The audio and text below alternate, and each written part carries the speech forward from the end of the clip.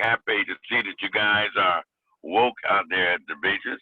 And I want to tell you something about my introduction to this fight for civil rights. We are, in fact, a civil rights organization, the Northside Coalition of Jacksonville. And I got into this because of my mom. My mom was a Dr. Martin Luther King fan, and she was a fan of a fellow by the name of Rutledge Pearson, who was the Martin Luther King Jr. in Jacksonville. And when the marches started for the fight against segregation here in Jacksonville, led by, among others, Rodney Hurst, my mom was one of the foot soldiers. And my dad told her not to go down there and participate in those marches. Of course, my mom didn't listen, but she was smart enough to take me with her. And so we actually marched around Morrison's cafeteria, where back then she could work, but she couldn't eat. And I distinctly remember, maybe I was 12, 13, seeing a flatbed truck of KKK guys going by in full regalia and being so afraid. And my mom said, Benny, don't you be afraid. They ain't going to do nothing to us. So that was my beginning in the civil rights movement. Our organization is kind of like the NAACP, but we're a lot more vocal and a lot more active. And our mission is to stand up and speak out against any and all forms of social, racial, and economic injustice. And I'll tell you what, we got our hands full right here in Jacksonville, Florida. So for the past 4 years, what we've been doing is a couple of different things. We've been with our boots on the ground canvassing campaign, going out to the community, zip code 32209. Now you need to investigate that 32209. That's a pretty rough area. About 34,000 people, more murders committed there than any other zip code in the state of Florida. But me and my band of courageous canvassers have actually gone out, and our message has been stop the violence and increase the peace. We've also acted as an informal referral service for city services. But we're knocking on doors, going down alleys and talking to people. This particular area has been ignored, not just for certain mayoral administrations, Republican or Democrat. They've been ignored for literally generations. These are the guys, the dispossessed and disenfranchised, the marginalized, who have been the recipients of dashed hopes and shattered dreams by the politicians who told them that consolidation was going to be, the ship that came in. Never came in. They ignored these people while other communities were blessed and graced with great infrastructure, roads, sidewalks, and lights. And these folks still dealing with septic tanks. In fact, the lifestyle here is something akin to a third world country. Now, people don't want to hear that, but the reality is, it's bad. It reminds me a little bit about a Bantu stand, kind of like South Africa used to be back in the days of apartheid. And apartheid was that government-sanctioned discrimination. And it's the same thing here. It is sanctioned. We have all kinds of economic and educational and healthcare disparities that have literally been going on for years. And we have turned a blind eye to it. We've turned a deaf ear to it. You talk about pandemics. You have any idea what the rate is for infant mortality in the Black community right here in Jacksonville? What about asthma? What about strokes and kidney disease? Even cancer, 5 times greater for Blacks in Jacksonville, Florida than it is for whites. These are phenomenal, absolutely appalling statistics. You talk about pandemic. We've had pandemics right here in Duval County for years now. A part of our struggle has been against discrimination, racial discrimination in law enforcement. So that people want to look elsewhere at Eric Garner in New York, I Can't Breathe. They want to look at Mike Brown in Ferguson, Hands Up. They want to look at Philando Castile's, Sterling Austin, Brunswick, Armand Aubrey, most recently Floyd, and Minneapolis. You want to look everywhere else But you all want to believe that something like that could exist right here in Jacksonville, Florida. Well, there's a host of names we could mention. Dominion Williams shot in the back. They paid him, his family, I should say, $1.9 million. And the police officer said it was the police department's fault because they should have fired him long before then. That's what the police officer said. Now, what about others? You've got Kendra Alston. You've got another fellow who's been shooting up the community. That's Sergeant J.C. Nobles, Tyler Landerville, and a couple of other thug cops out there. So the sum total of everything I'm telling you is we got the same thing going on here that killed George Floyd in Minneapolis. The same kind of racial hatred. You got the cops investigating each other, same ones who go bowling and barbecuing with each other. They investigate each other. They free each other up and say they didn't do anything wrong. Then Melissa Nelson says, okay, I agree. You didn't do anything wrong. Listen, this department is guilty of excessive use of force. It is guilty of policies, practices, and procedures which are clearly tainted and stained with racial discrimination, racism, and bias. The sheriff doesn't want to admit it. Nice guy that he appears to be, politically astute, trying to run for mayor next. But the bottom line is this. There's need for change right here in River City. That's what I'm talking about. There's trouble. And that starts with T, a capital T, right here in River City. We got to do something about it. We're going to protest. We're going to agitate. We're going to educate. We're going to organize. We're going to continue the battle for justice and equality right here in Duval County, whether anybody admits that it exists or not. We've got to keep up the hard work.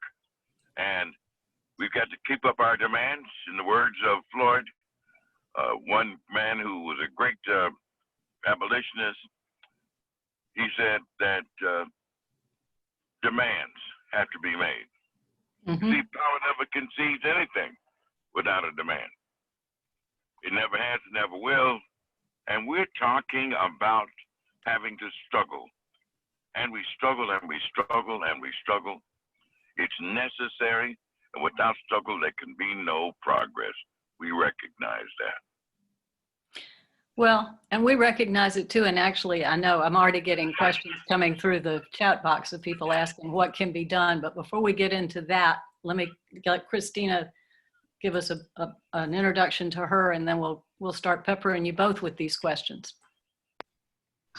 Hey, my name is Christina Tittle.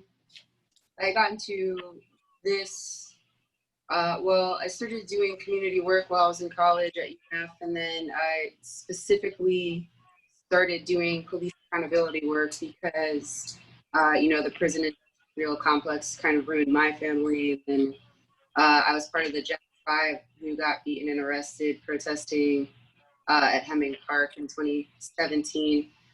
So I'm actually part of a national organization, the National Alliance Against Racist and Political Repression.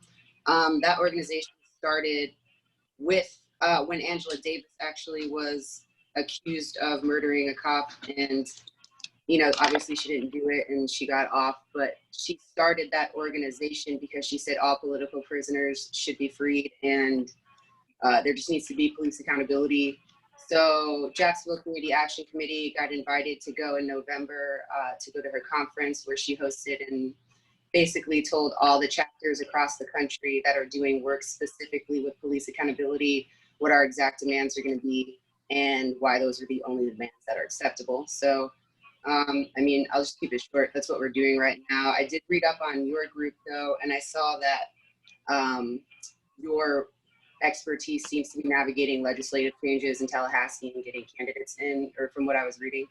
And part of the battle is a really big legislative battle because of specific law that pretty much hinders true accountability.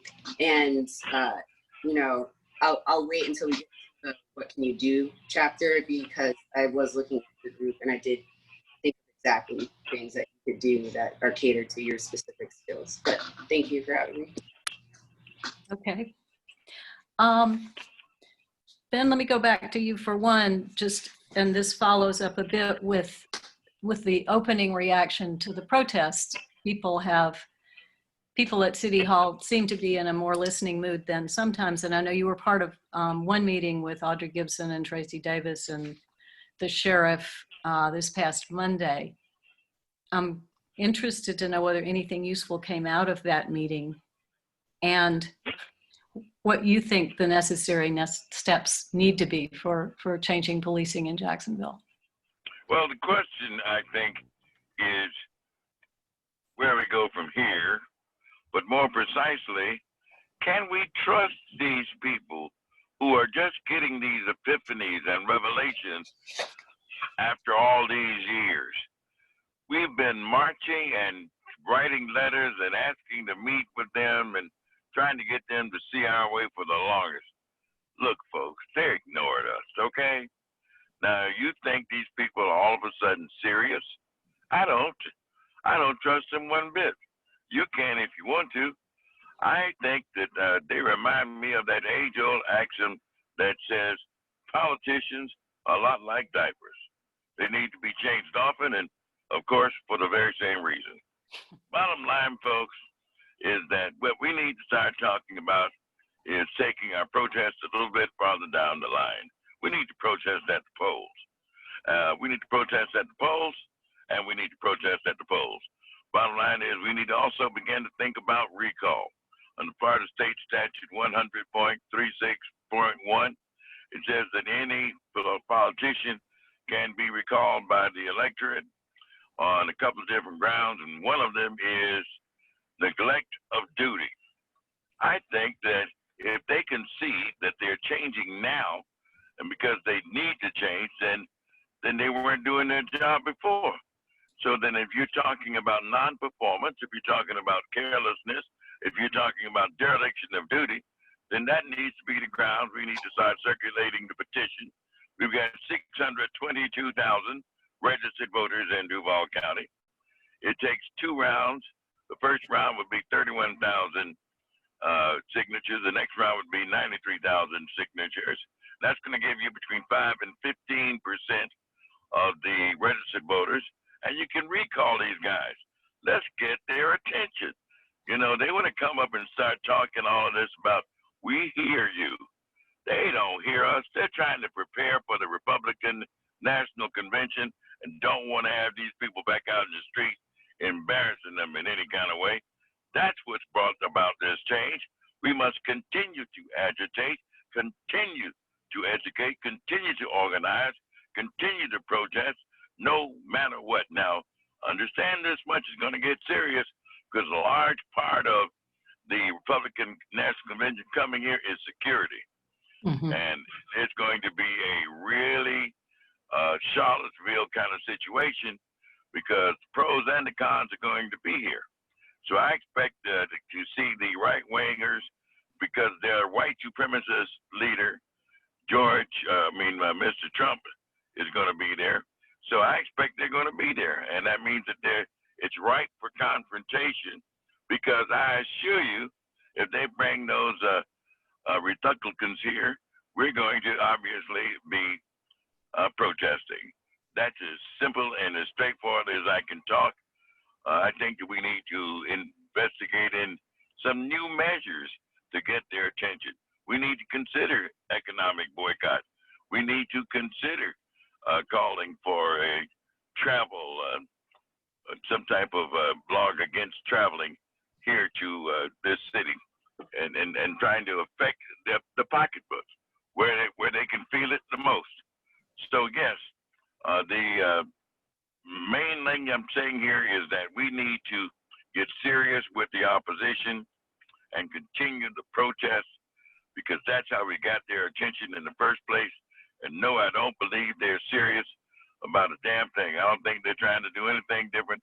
I think they're giving us fudge, idle chit chat, platitudes, and doing their little dog and pony shows, marching around with Leonard Fournette, nice guy that he is, never been involved in the movement before now, didn't come and talk to the community groups about what he was going to do. No, I don't believe in all that. I think it's just politics as usual, political rhetoric, and hogwash. Well, this fits in. I've just gotten a question in for both of you. Are either of you planning to be part of the social justice group that the city council is forming that Missouri has just announced? No. That's a no in both cases. Probably a no. I'm not that familiar about what it is. They, just ran out there and so quickly. Mm-hmm. When people don't talk to you, and all they want you to do is rubber stamp what it is they came up with, I have a problem with that. If you are serious about wanting to hear from me, then you want to hear about my input and get my feedback beforehand. The French call it a fait accompli. It means that the fate has already been accomplished, and all you want me to do is rubber stamp what you decided. No, hell no. Well, so there are really kind of two big chunks of the conversation I would love to be having with you two tonight. Part of it is about police accountability and the changes that need to be made purely with policing and with the amount of our budget that goes to policing. But then there's the broader question of what needs to be done in the neighborhoods that have been neglected for so long to actually make meaningful change there. Very good point. Our 10-point plan for gun violence reduction, which we actually introduced and turned over to the council and talked to the sheriff about many years ago, has to do with this particular argument, and that is that there is an inextricable link, if you will, a direct connection between crime, poverty, unemployment, economic degradation, and the violence that's going on. What do you expect people to do when you herd them into these enclaves that you call zip codes, leave them with no jobs? There needs to be a massive, major Marshall Plan of economic revitalization, economic redevelopment in these particular areas that would take literally millions of dollars. Now, I'm suggesting that redevelopment and revitalization should cover a number of areas: education, health, the arts, music. We need to give these areas, these economically ravaged areas, an economic booster shot, a commitment from the heart that shows we really do care about the people who live there and their lives. We have people whose dreams have been dashed and their hopes that have been dashed and dreams that have been shattered. And Shad Khan says that racism kills people, kills communities, kills dreams.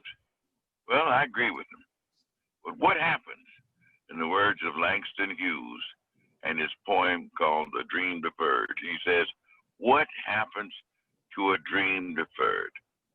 What happens to a dream deferred? Does it dry up like a raisin in the sun, or does it explode? And what we've seen is explosions happening all over the world, happening all over this country, and even some explosions happening right here in Jacksonville, Florida. Unless we do the right thing, unless we begin to resolve some of these conflicts and start mapping out some real solutions, until we start actually doing for people in a very real way, then we're going to have some major problems right here in this city if we're not careful. I think we've got them. Christina, about a year ago, you wrote a piece going into some detail about the mayor's proposed budget and proposing an alternate people's budget that talked about how to redeploy money that was being poured into additional policing with relatively little to show for that. So can you take it a little further in terms of the details of what could be done if we rejiggered how much money we pour at the police? Yeah, so So my math is old because back then it was put a 25% cap on the police, and their budget was only like 36% of the city budget back then. But even just putting a cap at 25% freed up 76 million extra dollars. So now they have 40% of our budget, which is 40 cents for every city dollar goes to JSO currently. You know, they have 83% unsolved crime rate. So I know at any other job, if you perform that poorly, you don't get a raise, but they got more money. And, you know, crime can't be out policed. So we need to cap them now. I said slash it in half from 40% to 20%, which is still extremely generous because it's still hundreds of millions of dollars. But that frees up all that extra money that you can then, you know, invest in the community. As for where it goes, I don't really think that that's something that we have to be focused on in this moment. I think we need to focus on kneecapping JSO and making sure that the 20%, that the slash happens. But if it were up to me, what I would do is immediately begin to work on public works programs that are funded by the city money and the city itself. So like parks and recreation, storm and drain. I can't use my phone right now to pull it up, but the percentage that storm and drain gets is abysmal considering we're a hurricane state. And my neighborhood floods out every time it rains, so it's just disgusting. But anyway, you know, if you start creating public works jobs for living wages, starting no less than $16 an hour, you keep creating jobs and building infrastructure in the neighborhoods that need it at the same time. And then also as far as like building up areas, my neighborhood is almost impossible to afford to live in anymore, and all the original people are pretty much being pushed out. I live in Springfield, by the way, so I like that new business is coming in. Everybody likes new business, but there should be a priority for things, which is people who have the same zip code of the area, their businesses should be prioritized for that area, so people aren't moving in from wherever and having private contractors come and raise the rent. And then the other thing, rent, there needs to be a rent cap that you can't make the prices skyrocket. So there's a lot that we can do with the budget afterwards, but I don't really want to think too much about that until we get the commitment that the budget isn't going to JSO. Well, and so one of the things all of our groups and a lot of people are asking here is, can you talk about a handful of concrete things we can do from here, whether it's lobbying the city council, talking to Tallahassee. So, not that I think we have any real inside track there, but we're happy to do it, and unclear where to begin. for this organization, because there's a lot that needs to be done. For this organization, what I think the best route of action would be to get politicians to make an explicit statement that they will support a statewide effort to abolish Florida Statute 112.532. That law is called the Florida Law Enforcement Officers Bill of Rights. So it's exactly like the name suggests. It means they have an extra layer of due process protections that stops them from being accountable.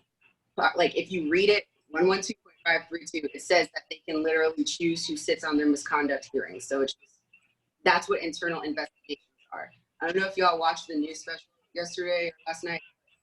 That is exactly what Sheriff Williams kept saying was stopping them from doing the things that we're asking for with the speed that we're asking for. The only reason that we're even entertaining this at this point is because we have mass protests over the streets. So the next step, every group has a role. You know, some people aren't foot soldiers, it's fine, but there's definitely areas that need attention. So that is one of the main ones. We have our favorite, someone who's running against Kim Daniels for Florida House District 14, and she has agreed and has already vocally supported the idea of abolishing that outdated law. So we need to really pressure representatives on all levels to be on board with that and make it make or break thing on the ballot. Like when you're talking to people who are going out to vote or registering people to vote, make that the main issue, not a secondary issue, just that. So that's one. And then the other thing is the budget, so that is a city council thing. So, call-ins to the mayor, call-ins to your city council representatives, but get them to agree specifically to slashing JSO's budget in half. So go in there, and that's what you're asking. You're not asking them, you're demanding. That's another thing too. We're demanding these things, and they're listening. It's not a discussion anymore because we outnumber them. The numbers that we had out last weekend, we outnumbered every single JSO employee, including the people who work on the computers, 10 to 1. So it's not, we're not asking anybody to slash JSO's budget. You're telling them as a taxpayer and as a constituent that that's what they need to do as your representative. So slash JSO's budget in half and get them to support abolishing Florida Statute 112.532. Somebody is asking about the city of Camden. I don't know personally much about their police reforms, but apparently it's quite a model. Are either of you familiar or have you talked to them? Camden, New Jersey, are you talking about? Yeah. So I'm from New Jersey. Rochester County, Rochester County, New York also got the thing that we're kind of pushing for. So I'm not really going into detail about that part, but the big push, ultimately, we're trying to form a Jacksonville Police Accountability Council or a Civilian Police Accountability Council. So we're calling it JPAC, not a review board. It's a Police Accountability Council, and it's important to use those words because that's what the national push is for. That's what what Angela Davis and her group are pushing us to do. So the difference is being that it would be democratically elected civilians from each police district would sit on a recognized board, no relationship to JSO, because as it stands right now, we have review boards, but the mayor handpicks who sits on them, and it's all ex-JSO and wives of cops and everything, so none of that. And then that board could have the power to subpoena evidence. You wouldn't have to ask for body camera footage when they kill somebody. They would have the power to participate in misconduct and criminal investigations, have the power to control the budget or help have a say in how the budget gets allocated. Basically, just a community council that has the power to assure actual transparency. So the way we phrase all of that is a JPAC, and it's called community control of the police. And a lot of people are afraid of even the way that that's worded, but we just tell them not to be afraid anymore at this point because you deserve to control how when the cops come knock on your door, they can take away your freedom or they could kill you. So if somebody has that much power, you're allowed to control how it goes. You're allowed to control the things that keep them accountable and how they come into your neighborhoods and police your communities. So community control of the police through a JPAC is the end goal, but Florida Statute 112.532 has it written in there that we can't do that. The reason why it specifically says we can't have that is because that law was written when Angela Davis was arrested the first time she proposed that we fight for that. So the police heard that people were fighting for that, and sneaky, they created their own law that said, oh, look, state law says that we can't do it. Like the history of it's really interesting. If you're into history, you can look it up. It's a Supreme Court case, Broderick, New Jersey, and then also something Garrity, but it created something called Garrity rights in the early 60s, which a cop killed or did some kind of no, it wasn't he didn't kill anybody. He was like bribery or something, some white collar crime. And they tried to say that you can't just use regular due process on cops because their jobs are so much harder. So we got an extra layer of due process protections through the case. And that was called Garrity rights because the cop was named Garrity, I guess. So Garrity rights, though, never got a clear definition of what they're supposed to mean. So smart police departments in 14 states, including Florida, said we're going to write our own Garrity rights into official state legislation.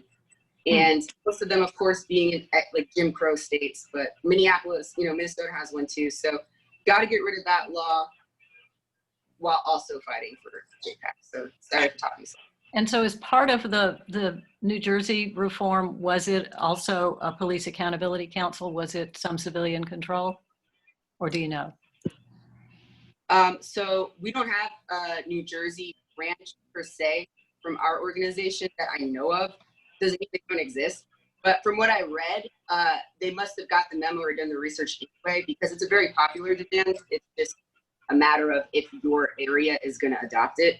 So I just think somebody did the research, or maybe they did. The conference had like people from all over, so maybe they did have a representative there. But for the most part, there's still some things. But if we're talking like as far as progress goes, yeah, pretty much on slate for what we're trying to push for. It's just, I know the Rochester one, it won, but now it's being challenged in the courts. So there's a lot of that going on as well.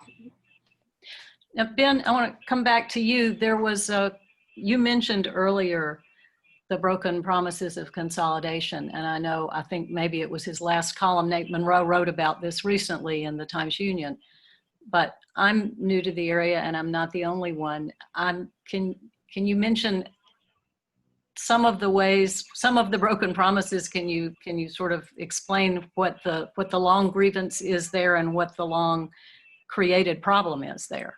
Well, a couple of different things without having to go into the entire chronology of consolidation. It had to do with a small circle and taking in a larger circle of people who are living in different areas who are white. Had there been no consolidation, the old city limits would have been black, would have been a black city. Black folks would have been in control. So then to get them to buy into it, they talked about city services would be greater city services if we voted for consolidation. Obviously, infrastructure is a large part of this. Everybody wants to have lights where they walk and sidewalks and streets that are paved. And unfortunately, we did not get that. There are some areas right now that don't have traffic lights in the right places, don't have sidewalks or street lights in the right places. So those were the promises that were made that were broken. And so that there is now need for us to go back and look at those areas. So these areas are marginalized. They are economically ravaged, and they are set upon by a police department which is guilty of excessive use of force. So that while we stand, for example, in full support of a police accountability council, that's necessary, absolutely. Obviously, we stand also against any law that allows police officers to be treated differently and not prosecuted. So we are against any legislation or law that provides for limited or qualified immunity for police officers. We just think that there's some things that need to be taken and done in the short term while that fight is being taken to Capitol Hill and Tallahassee. There needs to be a definitive statement made by the sheriff and the mayor that they will not tolerate excessive use of force by the police department. And we recognize that right now there is, in fact, a pattern of excessive use of force. And the sheriff is ignoring this statement.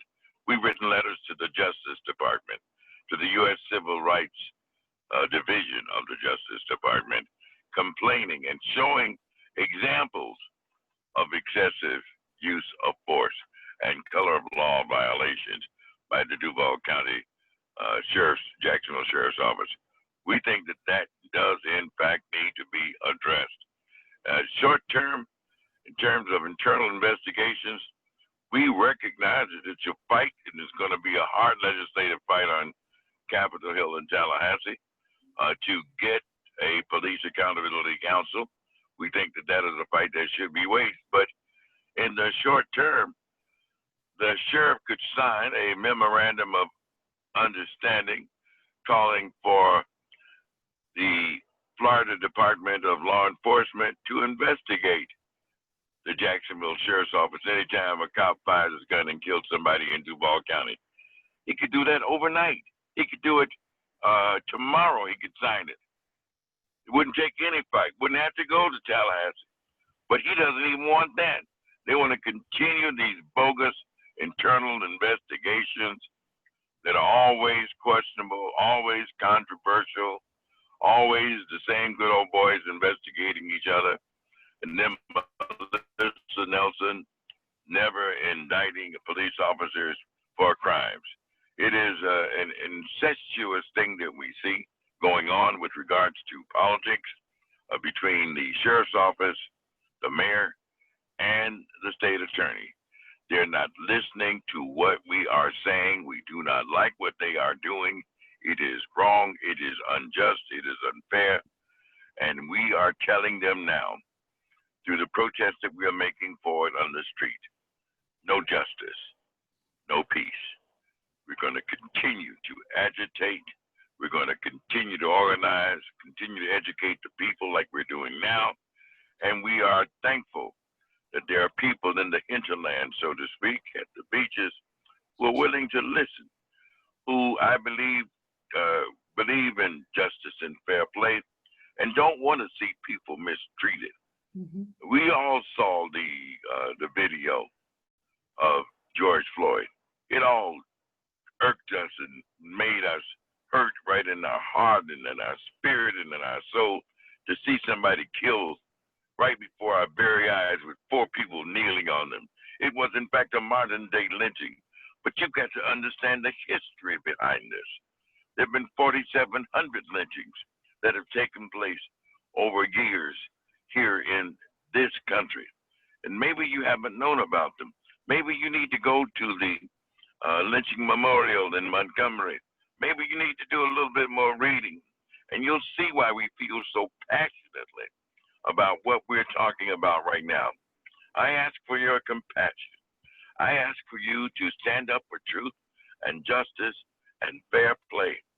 What we see going on in these different places, most recently in Minneapolis, is wrong. What we saw go down in Brunswick was wrong. And we know that the same kinds of things are going on right here in Jacksonville, Florida. What can you do? Tell your sheriff to stop using excessive use of force in Duval County. Stop telling the city council to be quiet and to give him all the money he's asking for. Tell these city council members they need to hold the sheriff accountable. Write letters to the mayor. Write letters to the newspaper that demand that we stand up for justice and equity. And look at all these economic disparities going down. We keep getting the short end of the stick. People keep looking the other way and not listening. We want fairness. People are not starting out at the same place. We're not playing the race card. We're not just belly aching and playing the victim. Listen, you got your foot on my neck. All I'm asking you for is to check yourself before you wreck yourself. Well, I think you've got us definitely on your side. We're still just hoping to figure out specific things we can do, and you've given us some very good ideas. I've got very good. New question coming in. Someone asked whether challenging JSO's acceptance of federal drug enforcement funding and grants could possibly be a way to challenge them, to rein them in. Is that anything anyone's tried? Now, I really don't know enough about that to address that, but I'm for challenging JSO in any way that we can to get them to understand that we want to be treated fairly. Also want to tell you guys that we need your support. We're a little nonprofit here in the northwest quadrant of Jacksonville, Florida. Been in existence for about 3 years. Got about anywhere from 1,500 to 2,000 committed volunteers and members. We need your help. Go to our website, will you please? That's at Northside Coalition of Jacksonville.com. Northside Coalition of Jacksonville.com. If you feel moved to assist us in our fight for justice, please help us out. We appreciate your moral support, but we need your financial support as well. Another question straight for you, Ben. Would you engage with Leonard Fournette directly if you had the opportunity? I would love to talk to him. I think that he's probably simply made the same mistake that the mayor and others have made, and that is moving forward and not talking to enough of us out here who are fighting the fight. I'm not saying he hasn't talked to anybody. I'm just telling you he needs to maybe throw the cast the net a little bit wider and talk to more people. I think I'm covering most of the questions that have come in. I have one, well, I have two left. The body cam footage has been mentioned over and over again. And again, I would like a little more education in why it is no one will let it go. What do they say about why they won't release it? Are there cities where there's a more open policy about releasing it, and do they manage to successfully prosecute people? Allow me to address that very quickly. When we pushed initially for body cams, we didn't have policy on our mind. Then I realized that body cam policy was very important. So the sheriff brought these body cams in. He had 7 town hall meetings, and we questioned him up and down. And we said, hey, listen, we want you to have civil rights principles that align with your body cam policy that you create. And that means that families of the people who've been shot can get copies of those videos, and that they would also be provided to the media. That's what we mean when we say civil rights principles should be aligned with the creation of body cam policy in Duval County. The sheriff swore up and down that that's what they would do. And we questioned it, but that's what he said he'd do. And here we are years later, and they are hiding those videos. And they're saying, well, we didn't know, and we got a lot to learn with regard to how to handle this. And, you know, we've got a lot to do with this investigation. We got the FOP on this side, the sheriff investigating on this side, the state attorney's office investigating on the other side. My thing is, hey, listen, I'm familiar with what people used to say sometimes when they're trying to bamboozle people. They say either you confuse them with the facts or you dazzle them with BS. Okay, so I'm hearing people trying to confuse me and dazzle me. And I'm telling you that you are paid a huge amount of money to run this department, and you need to figure out how to get these body cam videos released. Don't try to confuse me. Just release them. Do your job. And I mean it. We're paying you good. Stop making excuses. Do your job and give the people what they're asking for. Simple. Christina, you have anything to add there?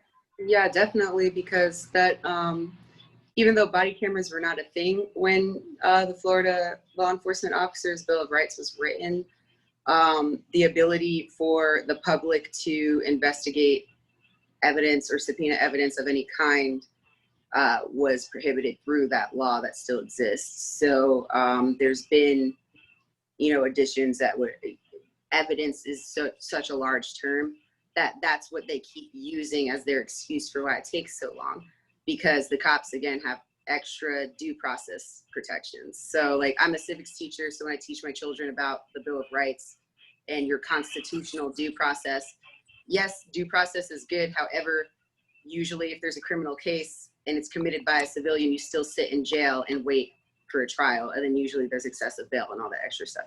But with the police, not only do they not have to sit in jail and wait, they get to see the evidence themselves.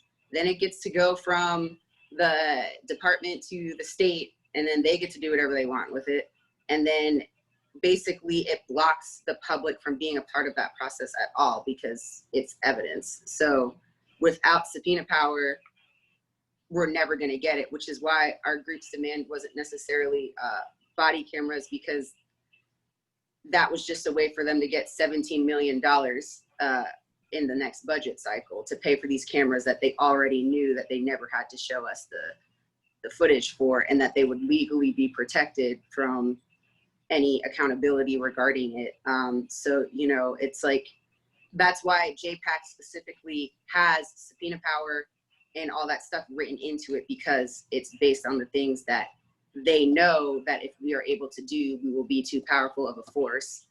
That's why they specifically wrote those things in their own extra protections for when they get accused. So those two really go hand in hand. Are there jurisdictions where there's more transparency with body cam footage? Yeah, I don't know them. Yes, they are. And some professors out here are saying that this footage should be released within a very short period of time. Actually, the NAACP locally is asking that they be released within 48 hours. And when and if there's enough pressure applied, they'll figure it out. Mm-hmm. It's as simple as that. Just like they're changing now, they'll change again. Mm-hmm. You just got to turn up the heat and light a fire beneath their buttocks, and they'll change. Yep, just got to unite with that extra heart, because even though they're using these things as an excuse, and like Ben said, they try to like bamboozle people, because who has time to sit and sift through all random statutes other than people who like are obsessed with this? But I mean, like, you know, knowledge is power. You should know it, and it should be taken off the books. But at the same time, again, we're not really waiting anymore. We are getting it done regardless. So they have to kind of figure that out, but we just have to keep lighting a fire under it. Several people are asking, since you both, well, Ben mentioned it, but I imagine Christina's right in there with him. We're still hoping we can persuade them not to invite the GOP convention here, but I know the odds of that are slim. What are you planning if they come? I just read today that they're actually going to do it in Charlotte. So they're doing part of it in Charlotte. They're doing the business part in Charlotte, but they're not going to do the Trump acceptance speech in Charlotte. So that's what they're still looking for a location for. Well, I guess we're just going to have to embarrass them the way we've been embarrassing them. So like the thing about consolidation is that Duval is a black city, not out by the beaches, but where we are in the city, this is majority black, and it has been, which is why they expanded all the way out to the beaches in Orange Park and Bryceville and St. Augustine, basically, just to dilute the black vote for city leadership. So our issues here are not the same as they are over in Julington Creek. But if he comes downtown and we have a force out there that outnumbered JSO 5-1, you know, it's just going to be a very embarrassing thing for Lenny Curry if that happens. Well, I think that you can expect that the Republicans are coming. I think that they need to work out an agreement, obviously, like they did in Charlotte. It took them years to prepare for that thing. The question is, can Jacksonville prepare for it in 74 days? I think, unfortunately, that the security part of this holds the greatest problem. And then public safety is going to be at risk and in jeopardy here. With pro and con groups confronting each other on this ground, with the white supremacist leader Donald Trump coming to town, I think that it holds great potential for violence and certainly a threat to commerce in this city. They can do it if they want to. White folks usually do that. It's their privilege. But I'm telling you that public safety should be questioned here in terms of whether we should or should not. We're running close to out of time, and our questions are dwindling for the two of you. But I have one left, which is, you've both been in this fight an awful long time, and I'm wondering how you manage to maintain hope, given how long and how difficult it's been. Well, it's pretty easy for me. Mine is a walk of faith. I'm here because God called me to be here. I've had many ups and downs in my life, but I'm here for a reason, and I speak from the good treasure of my heart, and I speak from the wisdom that God has given me. I have faith and not fear that things will get better, that this fight that we're waging is a noble and courageous fight, and that in the end, we will win. I've read the end of the book. I know that we will win. It said that the arc of the universe is long, but it bends towards justice. I believe that in the end, the good guys will win. I think it's not going to be an easy fight. I think that clearly there's going to be more blood, sweat, and tears that will need to be shed. But in the end, I think that we will win, and we will continue to march. We will continue to march on to to, in the words of James Weldon Johnson, until victory is won. Christina? Sometimes grief and trauma in themselves are fuel. And if that's all you've known, it's just, what's the point in not fighting? We have nothing to lose but our chains, is what Sada Shakur said. And I don't like to lose. So, and I don't have anything to lose. So that's why you don't see me running for office or doing anything that, would stop me from going all out, because I'm just tired of losing. It is our duty to fight for our freedom. It is our duty to win. It is our duty to love one another. We have nothing to lose but our chains. Agree with you both. Thank you so very much for coming to talk to us. I've got, for everyone listening, I have material from both of these folks that we'll be sending out when we send out the link to the video and the minutes from this meeting. But we're very grateful to you for coming and talking to us. And thank you so very much for having us. We applaud your group and for the hard work that you're doing. Same to you. Yes, thank you very much, y'all. Thanks, everyone.